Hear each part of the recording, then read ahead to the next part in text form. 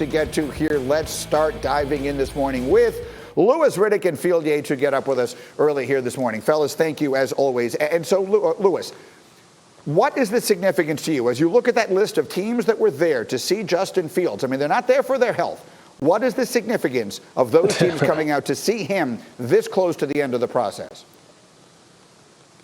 Well, Greeny, I think they're all trying to figure out just where Justin Fields ultimately is going to slide to, if in fact he does slide. And they need to do their due diligence. And part of the due diligence is making sure we get an up close and personal look at him, regardless of the fact that this isn't football. He isn't in pads. He isn't actually executing, the game in an 11-on-11 scenario. We want to look at him firsthand, up close, and watch him throw this football as beautifully as he does.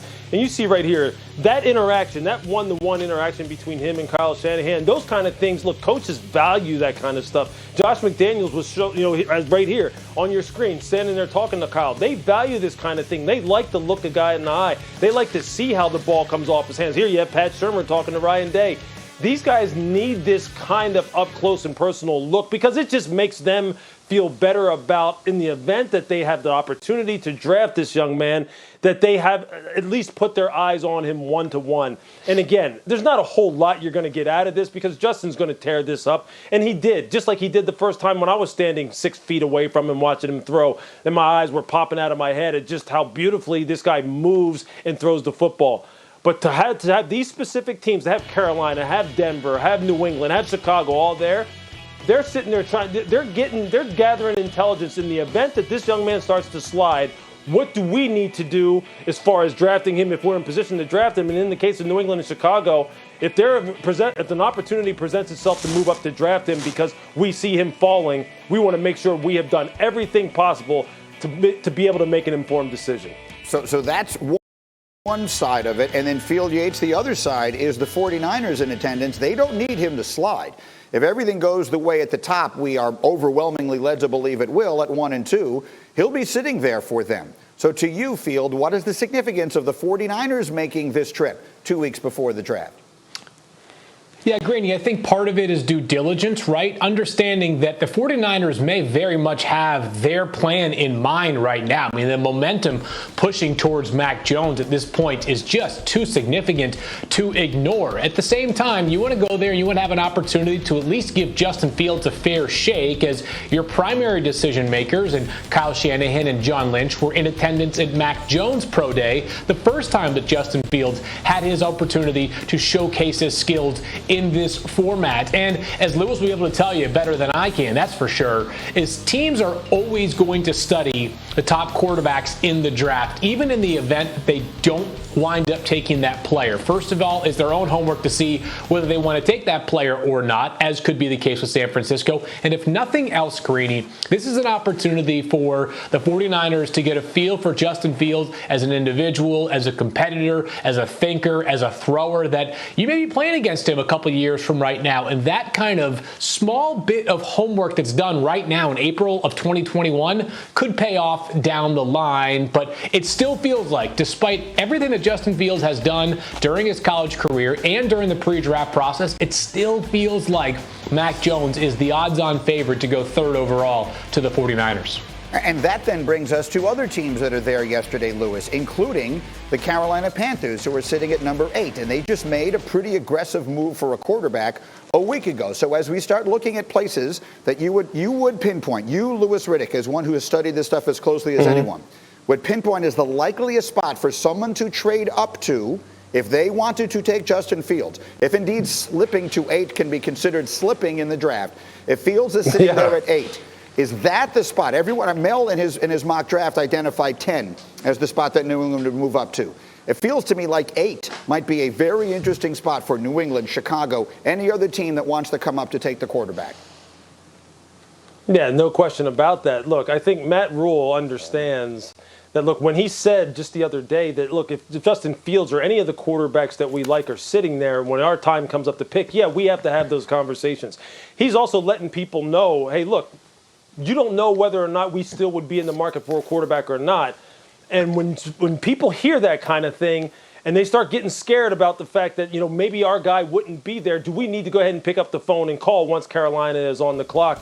And I think that without a doubt is going to be a pivot point in the draft if Justin Fields does happen to get past San Francisco at 3 and he does slide down to around that 8 spot. I think that's going to be a pivot point as far as, is there going to be some action right here? Our team's going to start calling. And if you're Matt Rule and you're on the clock, there's no doubt that you're not going to be in a hurry to turn in your card. You're going to know who you want to pick, but I'm going to sit and wait and see if my phone start ringing, if seeing the people start calling.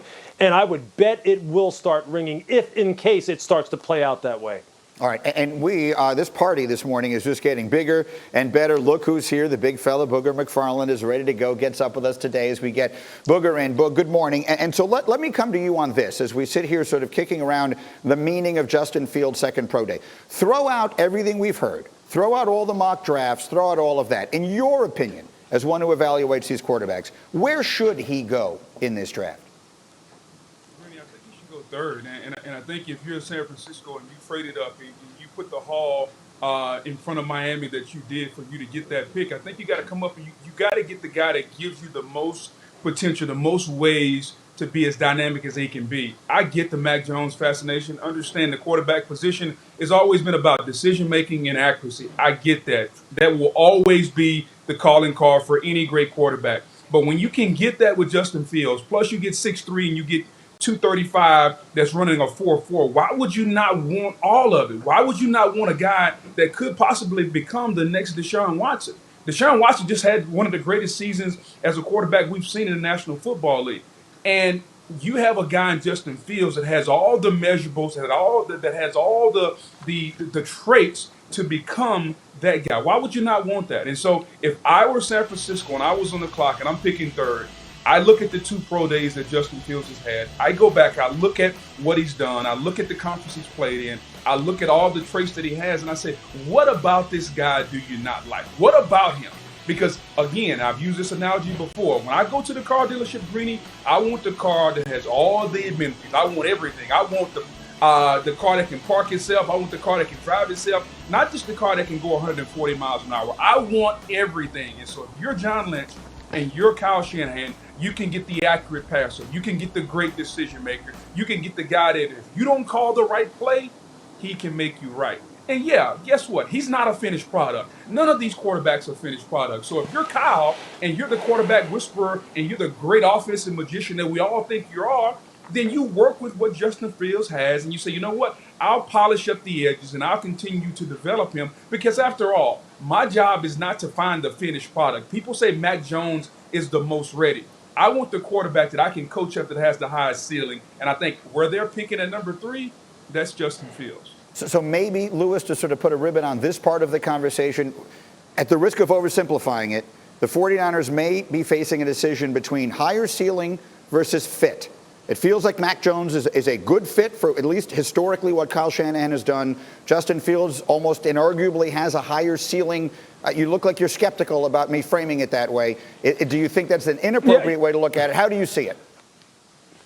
No, you know what? No, I don't think it's an inappropriate way. I would just say this. Look, Justin Fields is a fit for that offense too, okay? And so is Trey Lance. I mean, these were the two guys. These were the teams, Atlanta and San Francisco, I thought were perfect fits for Trey Lance and Justin Fields because of the fact that, one, they had some veteran quarterbacks already on the roster that they could sit and learn from. Two, the play-action passing game was something that both of these young men could benefit from as they continue to develop their drop-back passing game aspect of it. And because of the construct of this offense and how philosophically they like to attack defenses, it would just help them out. Look, I think he's a fit for no matter where he goes. I think he's a fit in particular for this team. I don't think that Mac is a better fit. I think this is just going to come down to personal taste and who they think can give them what they want on a consistent basis, both now and in the future. And that's really what it's going to be. It's so subjective.